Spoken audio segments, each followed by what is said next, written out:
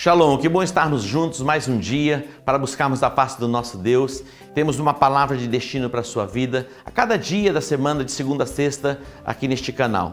Hoje, sexta-feira, uma programação especial da Juventude Relevante.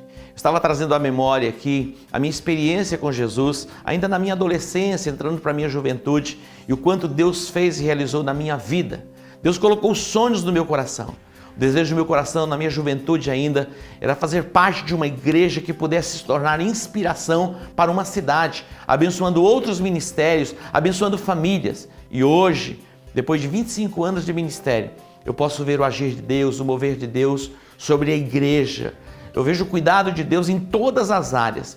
Deus tem me dado pessoas extraordinárias para estarem à frente de ministérios, em todos, desde as crianças, jovens, adolescentes, homens, mulheres, até a melhor idade ativa.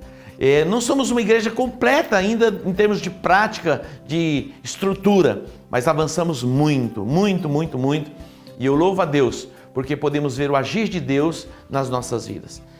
Todo o desejo do meu coração é que a Igreja Evangélica em Campo Grande se torne mesmo mais e mais uma fonte de inspiração para a sua vida, para a sua casa e para a sua família. Que você possa ser despertado a estar conosco. Você tem nos acompanhado pela televisão, mas vem experimentar um dos nossos cultos. Você vai ser impactado pela glória de Deus. Um louvor maravilhoso que atrai a manifestação e a Shekinah de Deus sobre nós. Um tempo onde a palavra de Deus é ministrada. Em cada culto, nós priorizamos a ministração da palavra. Porque é pela palavra a nossa fé é ativada e Deus fala conosco através da sua palavra. Somos confrontados, somos confortados e somos edificados através da proclamação da palavra. Hoje, sexta-feira, você vai ter uma programação especial com a Juventude Relevante. Seja edificado, seja abençoado em o nome de Jesus.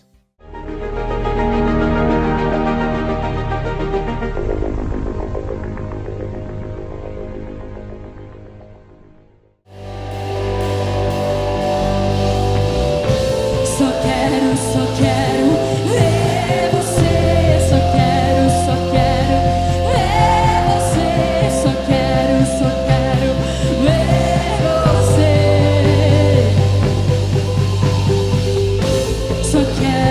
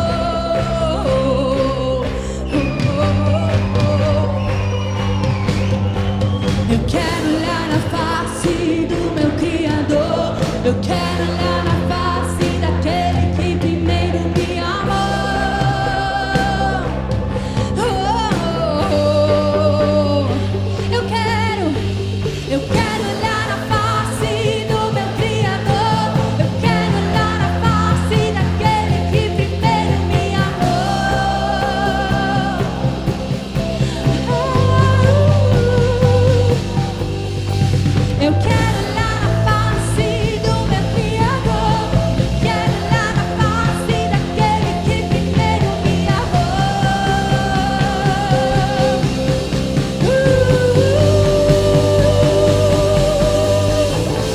Só quero ver você. Ver você. Só quero ver você.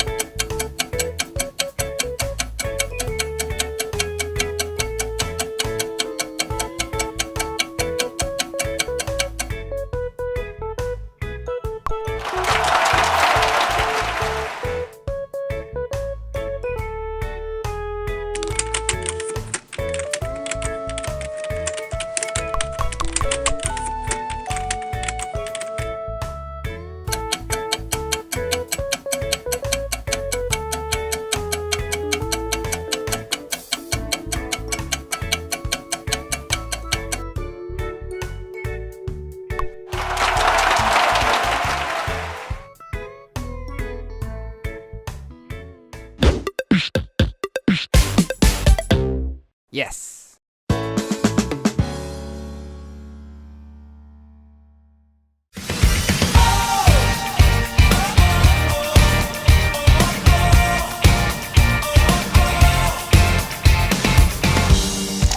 Março, vida financeira, vida abundante. Todas as quartas-feiras deste mês nós estaremos reunidos no Teatro Dom Bosco falando sobre este tema. Às 19h30, venha participar.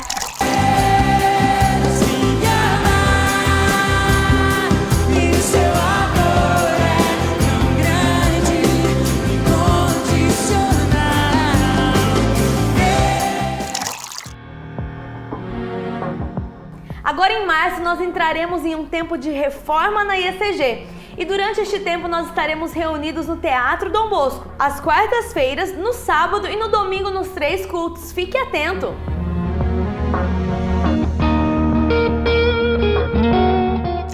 No mês de janeiro, fomos tremendamente abençoados por Deus nas nossas orações correspondidas e também no mês de fevereiro. Agora eu quero desafiar você para ser indesistível.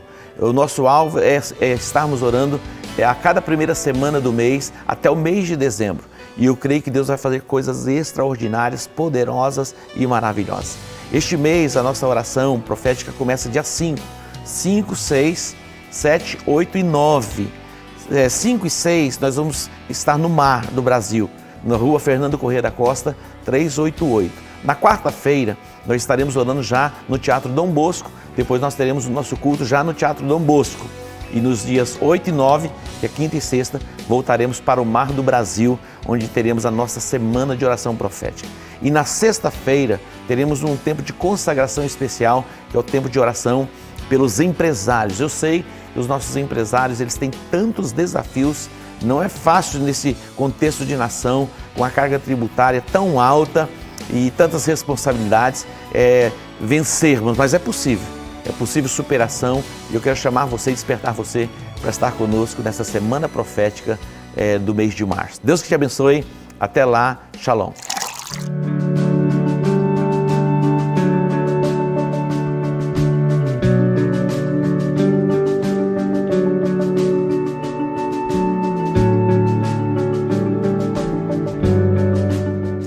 Sétimo Congresso Inspiração.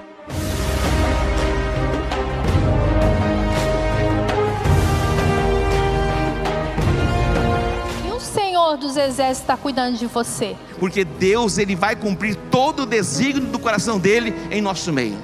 Mas como Deus não criou o homem para ser só um espírito, mesmo que a presença de Deus o preenchesse no seu espírito, ele precisava de um preenchimento emocional. Deus se prepara para criar coisas através de você que os outros ainda não pensaram. Dias 30, 31 de março e 1º de abril de 2018, no Diamond Hall.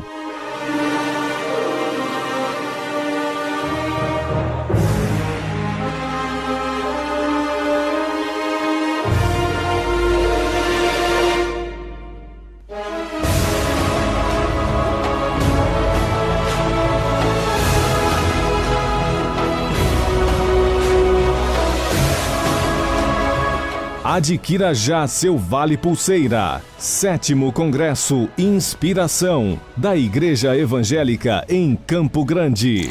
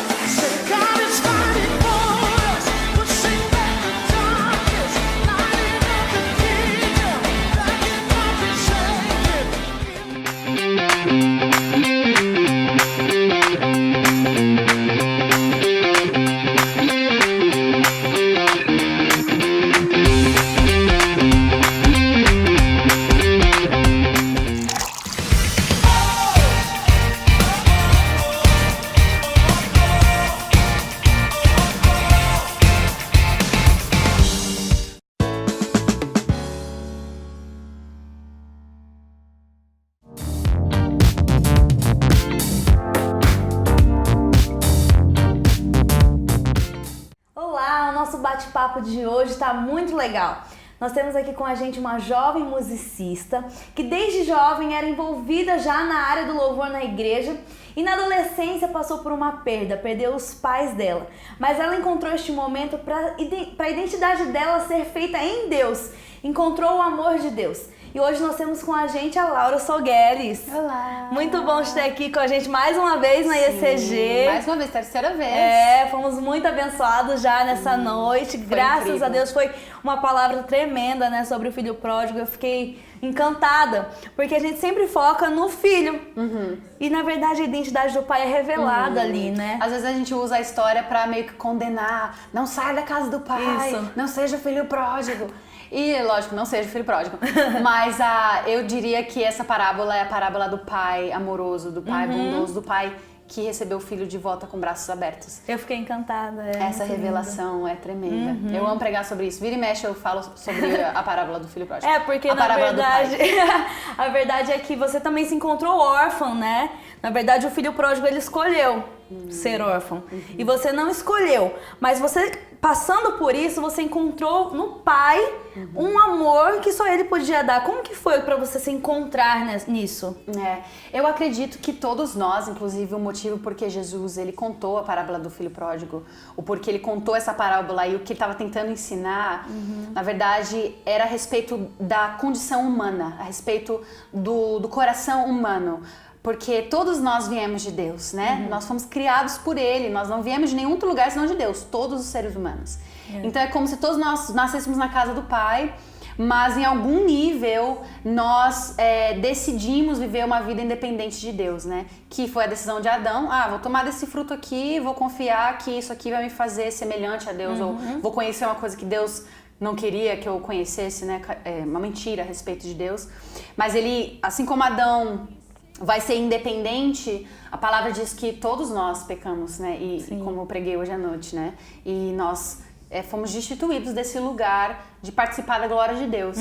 Então, em algum nível, todos nós somos esse filho pródigo que vivemos em algum nível nas nossas próprias forças. É como se todo dia a gente precisasse compreender e voltar para esse lugar de obediência na casa do Pai, porque existe uma troca, né? Então, você obedece e você recebe o cuidado, a provisão, o deleite. Não é de só a ser cobrança, filho. né? De jeito nenhum. Não, Jamais. Cobrança, não existe isso. Essa mentalidade de cobrança, ela é tão órfã.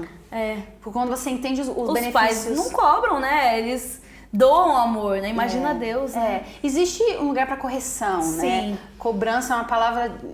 descreve algo que... o pecado cobra, né? O inimigo cobra. Mas o amor, ele dá livremente. E ele espera ser livremente correspondido. Tô te dando uma resposta mais teológica do que da minha própria experiência, né? Mas como você estava falando, tive a minha experiência humana de caminhar longe de Deus, no sentido de longe do coração do Pai. Eu acho que todos nós temos que passar por essa jornada. Não é só a questão da minha orfandade literal, de ter perdido os meus pais, apesar disso fazer parte do meu testemunho. Todos nós somos em algum nível órfãos, né? E precisamos do amor do Pai, porque nós viemos dele. E tudo que está em nós, tudo que há em nós, anseia e só é plenamente satisfeito, só preenchido, né? Só é preenchido, só funciona bem quando nós somos um com Deus. O que é isso, né? Quando nós temos relacionamento com Ele, quando nós conhecemos o coração dele. Muitas vezes a gente fala ter relacionamento e nós já pensamos em uma rotina de oração.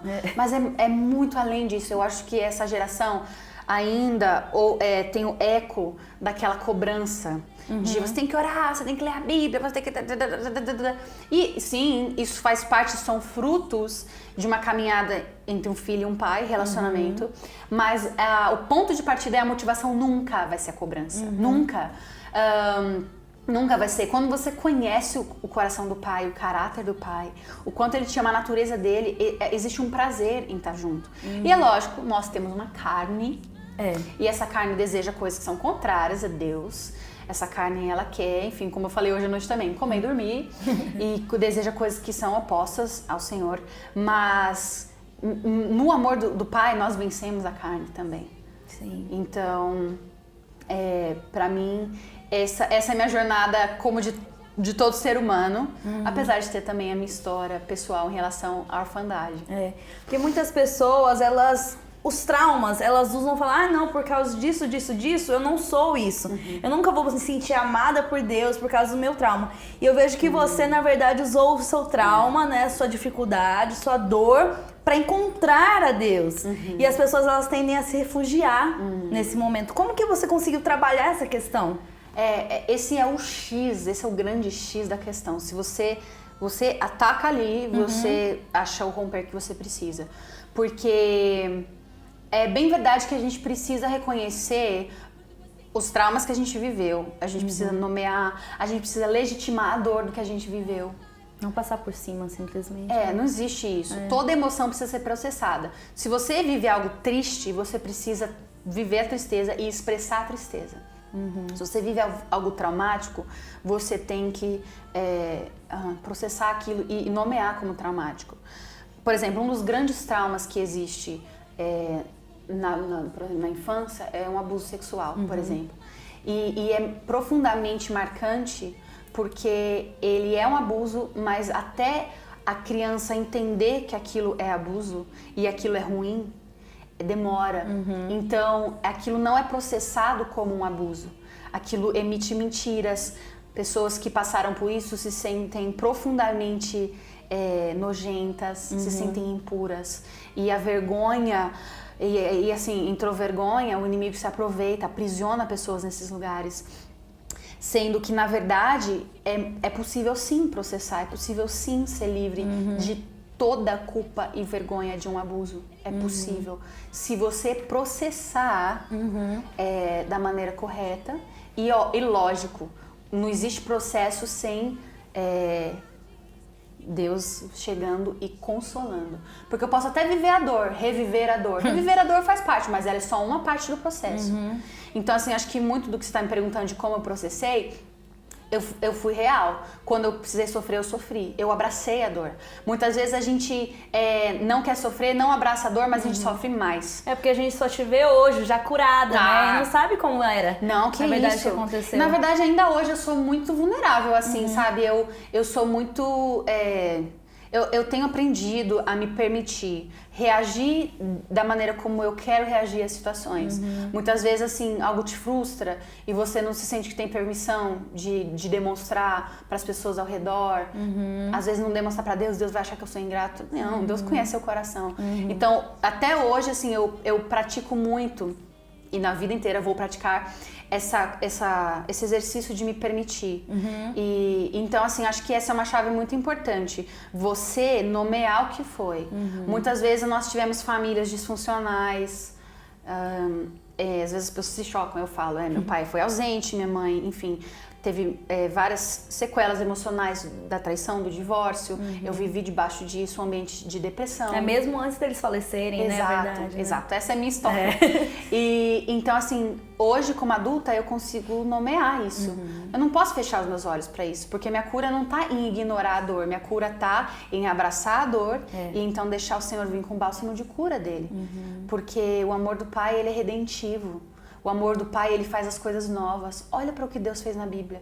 Todas as melhores histórias são aquelas que estavam perdidas e as reviravoltas aconteceram. Esse é o caráter do nosso Deus, essa é a natureza dele. Não existe nada muito longe, muito perdido para ele. Quando eu entendi isso, eu falei, uau, sou uma perfeita candidata. Eu sou uma candidata perfeita para ser uma representação da bondade de Deus. E ele nos chamou para isso, para sermos prêmios da bondade dele, para sermos monumentos do quão fiel ele é, do quão poderoso ele é, do quão grande ele é e o quanto ele ama restaurar as nossas histórias. É muito lindo, né? Eu vi um seu post sobre vulnerabilidade e já começa assim, vulnerabilidade é a força mais poderosa que existe. E as pessoas têm um conceito ao contrário, que você não pode ser vulnerável, né? Hoje em tempos de Instagram aí tudo tem máscara, tudo tem filtro, tudo é filtrado. E aí você olha a vida das pessoas, acha que é aquilo. mas na verdade o que está por trás é muito diferente. E você cita lá que a vulnerabilidade, ela ajuda na cura, né? Ela ajuda no processo de libertação. E eu queria que você discorresse um pouquinho sobre essa questão, né? O que eu falei a respeito de processar a dor, não existe isso sem ser vulnerável. Se expor, né? E assim, ser vulnerável é um ato de coragem. A gente acha que é fraqueza, mas não é. Porque é muito mais fácil você levantar uma proteção, guardar a sua dor atrás de uma muralha de orgulho, não vou falar mais nada pra ninguém. Um dos sintomas da orfandade que eu descobri em mim, não fazia ideia de que eu tinha isso. Mas um dia eu ouvi uma pregação a respeito do espírito de órfão. Foi a primeira pregação que eu vi na minha vida. De um pregador estrangeiro que depois se tornou um grande amigo. Tipo assim, simbolizou muita cura pra minha vida.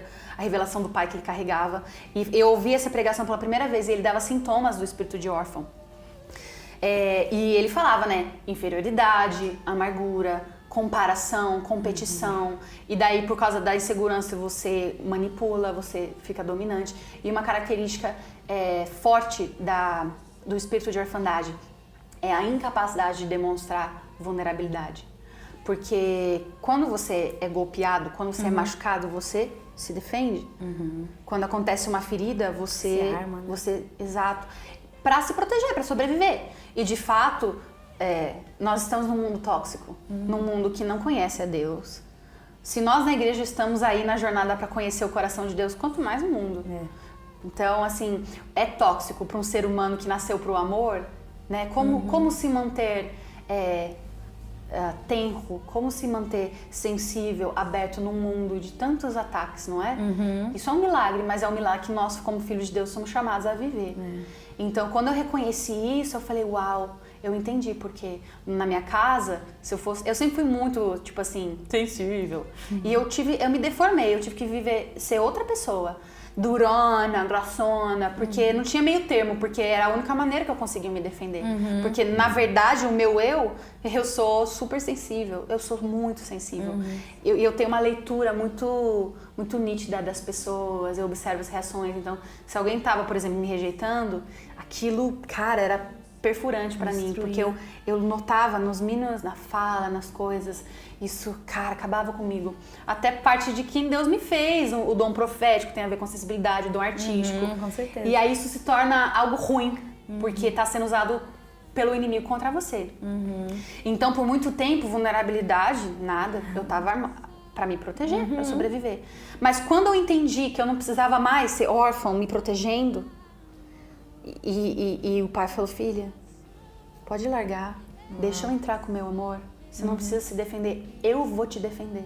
O meu amor, o que eu falo sobre a sua identidade vai ser suas armas contra... Rejeição vem, o inimigo vem com coisas, problemas, situações, perigos, tensões, elas vêm. Mas a arma não deve ser mais a nossa autoproteção. A arma são as verdades que Deus diz ao meu respeito. O amor dele por mim, a maneira como ele me vê e me define. Ele é um Deus passivo que acha lindo tudo que eu faço? Não. Muitas vezes as pessoas não conseguem entender isso. Ah, filho amado, essa música, graças a Deus tem uma aceitação muito boa, mas eu sei que houveram pessoas que falaram, não sei se eu tenho coragem de cantar, eu sou um filho amado que tem prazer. Mas, meu querido, muito disso é pela fé. Porque é através de Jesus que ele te vê.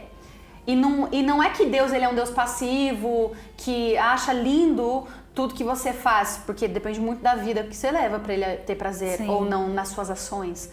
Mas quando nós estamos debaixo desse amor, ele nos mostra o que é, o que não é. Ele nos corrige. E aí nós aprendemos a nos tornar esse filho em quem Deus tem prazer. Mas respondendo essa pergunta sobre vulnerabilidade, tendo vivido tudo isso, eu fui aprendendo o poder de ser eu. A gente vê como vulnerabilidade, mas na verdade é simplesmente ser você.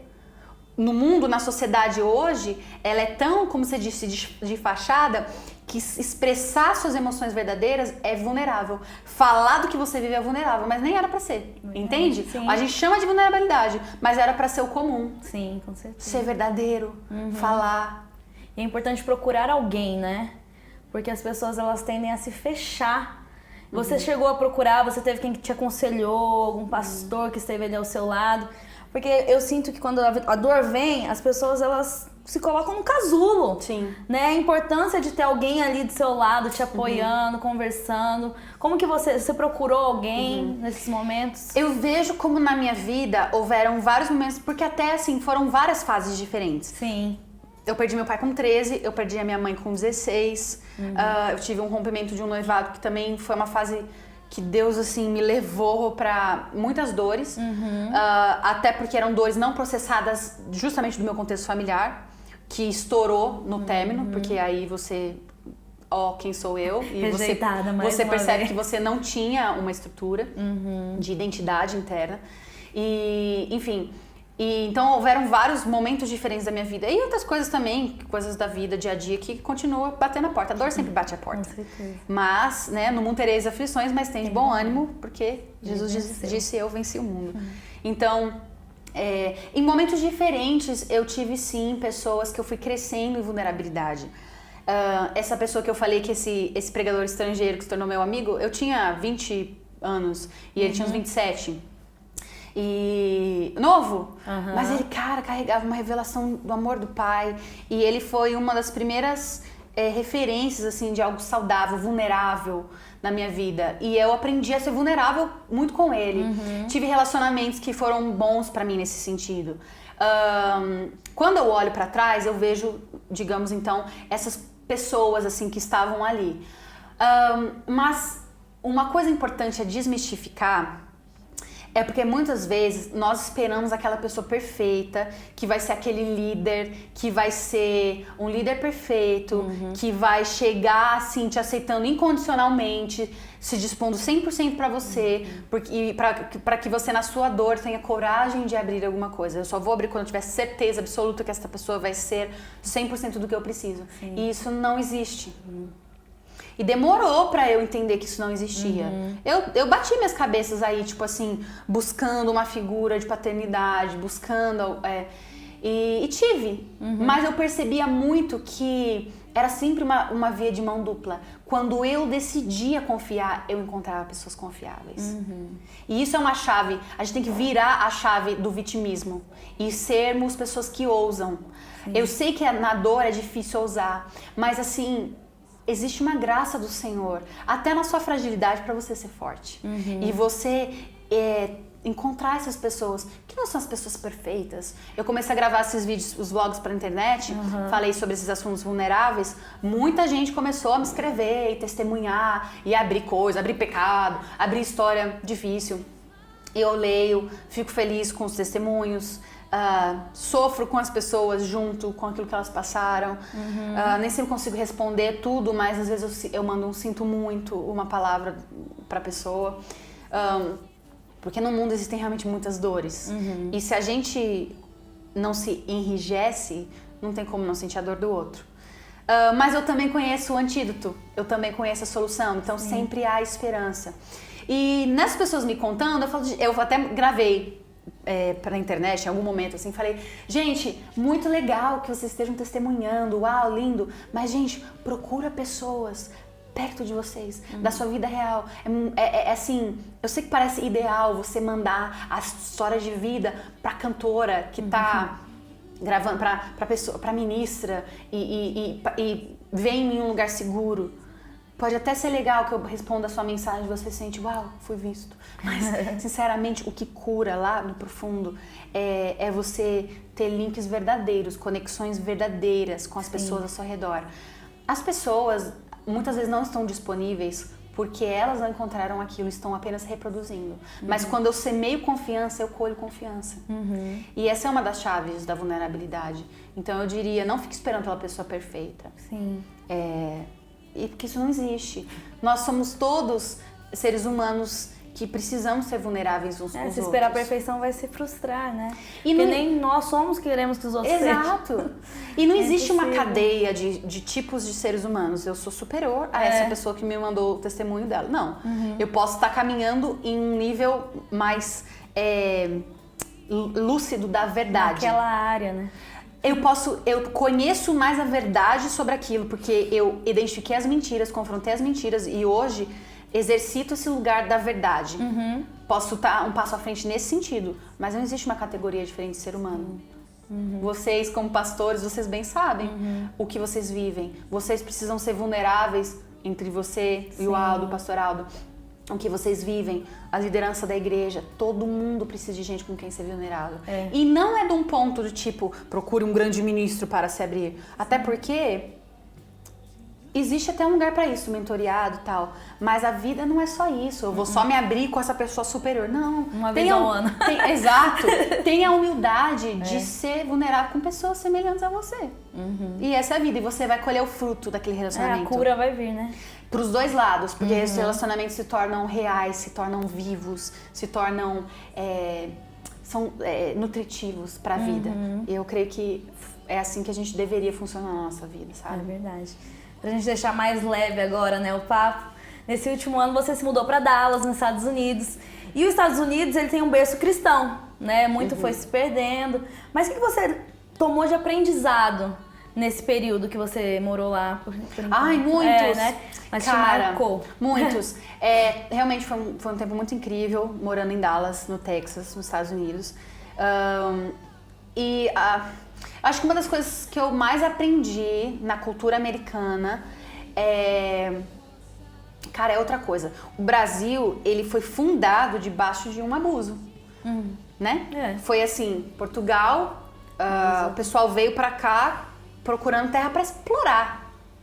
Chegou, achou, explorou. Sim. Levou embora as riquezas, literalmente, fisicamente, agrediram, abusaram os nossos nativos, que eram os índios.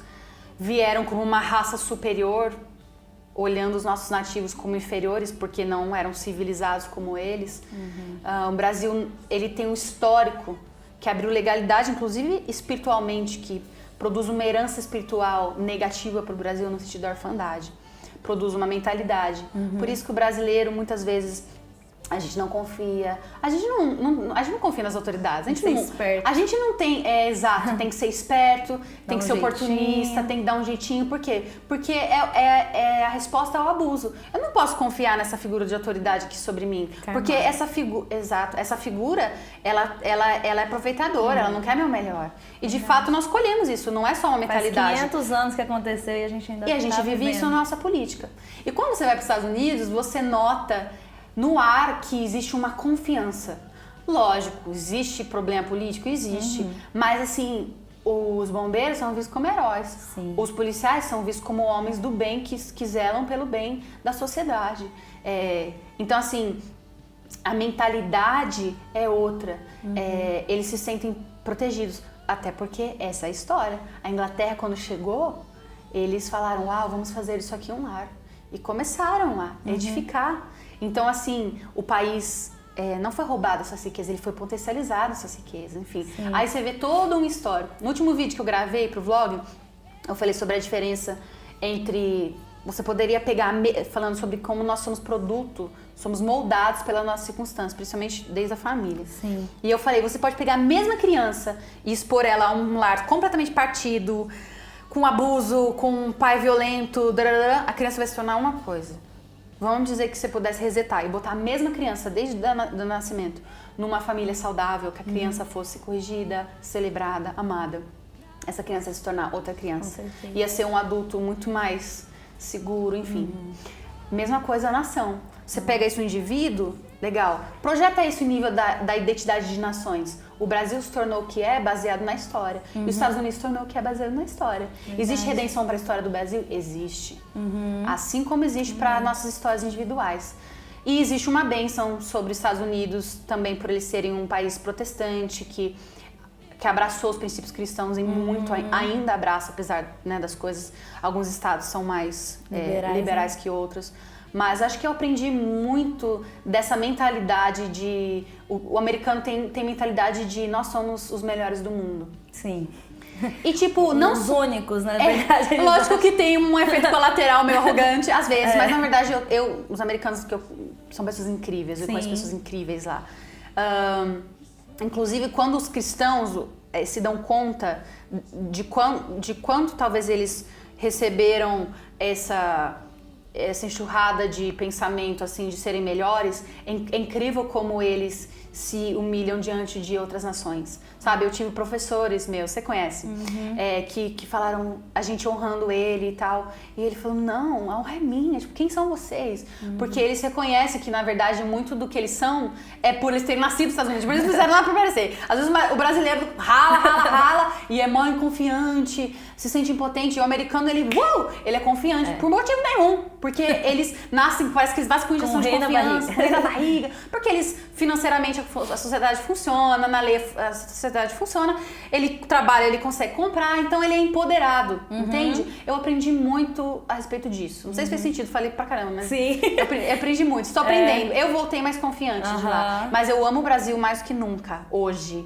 Hoje eu enxergo as virtudes do Brasil mais do que nunca Quando vai pra fora, parece que você começa a enxergar os defeitos de onde você mora. Desmistifica e fala, total. Meu Deus, eu preciso. Né, é verdade. Em relação à música, lá no CFNI você tá bem envolvido na parte de música, de adoração. O que você pode aprender com os americanos, né? Porque a gente tem um louvor muito legal, muito bem estruturado no Brasil, uns céus abertos, mas com certeza você aprendeu muita coisa, né? O que você pode trazer pra gente? Eles são muito mais eficazes nos métodos deles. Tipo, eu nunca vi passagem de som tão prática. E é padrão, é meio que, é padrão em todas as igrejas, você chega, parece, e toda vez que você tem um padrão, funciona, é rápido, Tudo porque funciona. onde quer que você vá, você já sabe como funciona, entendeu? É um exemplo tosco, mas é real. Por exemplo, todo mundo, é um padrão que dentro de casa tem uma privada e é daquele jeito que você faz as suas necessidades. Certo. Você pode ir em qualquer banheiro do mundo, pode até num banheiro um pouco diferente, que você vai saber se adaptar, porque aquilo é comum pra todo mundo, é um exemplo tosco. Mas assim, o americano, eu percebo que ele é bom de métodos, ele padroniza coisas. E uma das coisas do padrão é, por exemplo, a maneira como você passa som. Então, você chega lá, todo mundo já põe seus fones, a banda inteira vai começar a tocar todo ao mesmo tempo, e aí vai um instrumento de cada vez, todo mundo vai fazer assim ou assim. E aí a pessoa do som já vai olhar uma pessoa por cada um e já vai... Enfim, só um exemplo. Sim. Então, assim, os padrões que eles têm, Muito organizado. a excelência, eles trabalham muito duro. Pontualidade. São A gente tem que aprender pontuais demais. e são presentes, sabe? O brasileiro rola aquela coisa assim... eu não tô querendo falar mal de brasileiro, Sim. mas assim, é necessário a gente enxergar alguns efeitos da nossa cultura. E não é nem só o Brasil, tem várias culturas que são assim. Às vezes rola aquela coisa assim, o brasileiro não sabe falar não. Sim. E aí acaba dando demais. E aí depois se sente cobrado. Tipo assim, você quer uma coisa dele, um favor dele, tem uma hora que ele já tá por aqui, ele não quer. O americano não, ele sabe falar não, mas quando ele tá, ele tá. Quando você pede pra alguém, por exemplo, às vezes rola aquela coisa assim, né? Precisam de um músico pra fazer uma escala. Ah, fulano, você vai estar aqui? Fala, lá nos Estados Unidos, ou não é assim, mas eu vejo que as pessoas, elas têm prazer em dizer sim. Não existe um sentimento de abuso, tipo assim, eu tô fazendo de favor, não. Eles veem como um privilégio, sempre. Mas é porque também os direitos são respeitados e a Todo um música... background, a né? música, ela é muito celebrada, Valorizada, né? muito valorizada. Então o pessoal se profissionaliza muito, isso é bom. É uma cultura que incentiva que você se torne Desde bom. criança parece que eles já vão ensinando, aprendendo É isso. canto, aprendendo instrumento. E né? tem aquela pegada de recital, né? Que todo nível que você passa, você faz um recital e as pessoas celebram. Eu fui muito recital lá. Na nossa escola tem, né? E tipo assim, às vezes tinha pessoas em níveis assim, bem iniciantes, tocando um pianinho. Quem?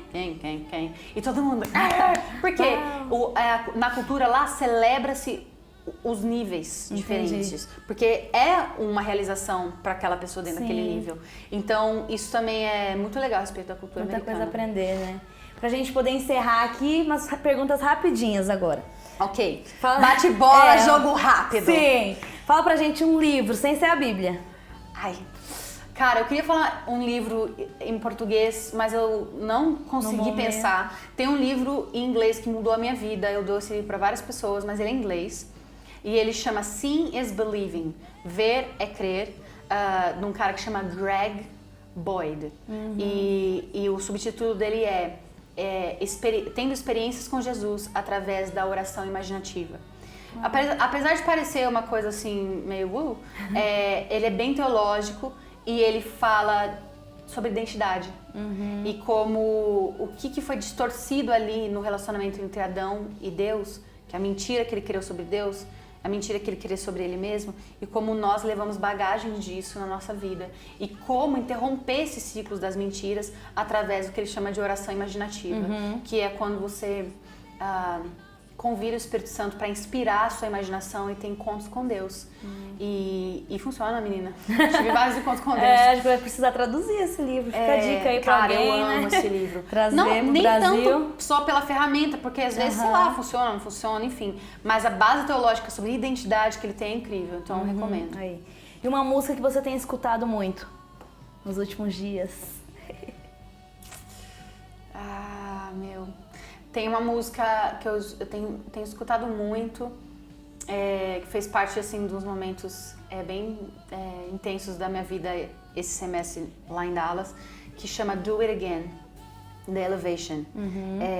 E a letra fala, a sua promessa ainda está de pé, grande é a sua fidelidade, eu ainda estou nas suas mãos, você nunca falhou. E aí a ponte diz... Eu já te vi se mover a meu favor, você move as montanhas e eu creio que você vai fazer de novo. É assim, I've seen you move the mountains and I believe I'll see you do it again. You made a way where there was no way and I believe I'll see you do it again. Você fez um caminho onde não havia caminho nenhum e eu acredito que você vai fazer de novo. E é poderosa a música e por muitas vezes eu chorei. Eu vi você mover, você move as montanhas, eu acredito que você vai fazer de novo. Porque essa é a caminhada do cristão, tipo, a grande ilusão é achar que, nossa, I've arrived. Tipo assim, eu cheguei nesse ponto em que, tipo assim, uau, agora é só... Esse momento não existe. Existe um momento em que você amadurece e aprende a lidar. Mas a vida... Sempre alguma área da vida você chove tá passando, pra bons e ruins. se espelhando no que Deus fez pra você acreditar que no futuro vai fazer novamente. Exato. Né? Então esse ano, mais uma vez, nas batalhas, nas coisas da vida, mais uma vez essa música foi uma declaração minha. Do it again. Yes. Qual que é o seu personagem predileto da Bíblia? Fora Jesus. Gente... Claro, né? Ai, tem muitos. Cara, eu vou ser tentada a dizer que é Esther. Minha irmã chama Esther, né? Eu não fui a Esther, eu sou a Laura. Queria ser Esther. Não, mas eu sei que eu sou uma Esther no reino espiritual. A Esther, ela era órfã, de pai e de mãe, mas a mão de Deus estava sobre ela de uma maneira que ela foi conduzida a um lugar de influência para libertar pessoas. Eu tenho esse chamado. Eu não tinha meios nenhum de ter favor diante de Deus das pessoas. Eu vim, enfim, como eu disse, de uma família partida. O inimigo me oprimiu por muitos anos, me manteve num lugar de inferioridade, de orfandade por muitos anos, muitos anos. Hoje eu ressurgi, as pessoas só veem isso, mas antes disso, muitas fases. Só que a mão do Senhor, a graça dele, me conduziu para um lugar de influência. For such a time as this. Exactly. E essa é a palavra sobre Esther. Quem sabe ele não tenha te trazido aqui para um tempo como esse. Talvez você não nasceu para um tempo como esse. Eu me sinto assim. Eu nasci para um tempo como esse. Sim. Conduzida, na minha orfandade, conduzida em favor para declarar a libertação a essa geração. Muito lindo. Pra gente finalizar, né, o nosso bate-papo, o que é ser relevante pra você? É ser um filho maduro, não um filho neném. Faz parte também, mas assim, ser relevante é quando a gente aprende a ser um filho maduro. Romanos fala que a terra aguarda a manifestação dos filhos de Deus. E essa palavra filhos é do original huios, que é filho maduro, um filho que atingiu uma estatura de maturidade, um filho que sabe quem ele é e quem o pai é. Jesus, ele foi o homem mais relevante da história, porque ele sabia perfeitamente quem era o pai. E ele fazia o que ele viu o pai fazer, ele dizia o que ele ouviu o pai dizer. Então a nossa relevância está profundamente conectada a nós caminharmos à luz da identidade que nós temos em Deus. É verdade. Obrigada, Laura. Foi muito bom te receber aqui na IECG. E pela primeira vez no programa IECG pra você, né? Isso mesmo. Esperamos vocês outras vezes. Com certeza, voltaremos e voltaremos pro programa também. Gente, fica aí a promessa. Tchau, tchau. Tchau.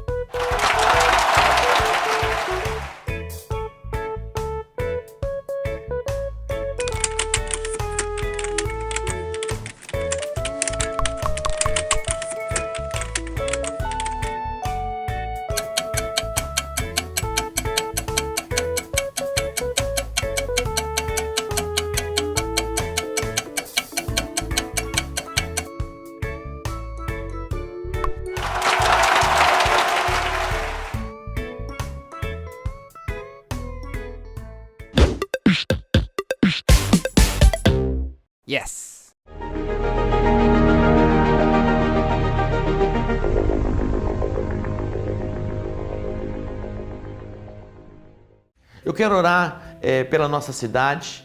Este ano de 2018 é um ano de grandes desafios. Temos as eleições e que Deus nos dê sabedoria neste procedimento para que as mudanças aconteçam. Eu sei que existem tantos protestos, se fala tanto em corrupção, mas a hora de mudança é agora.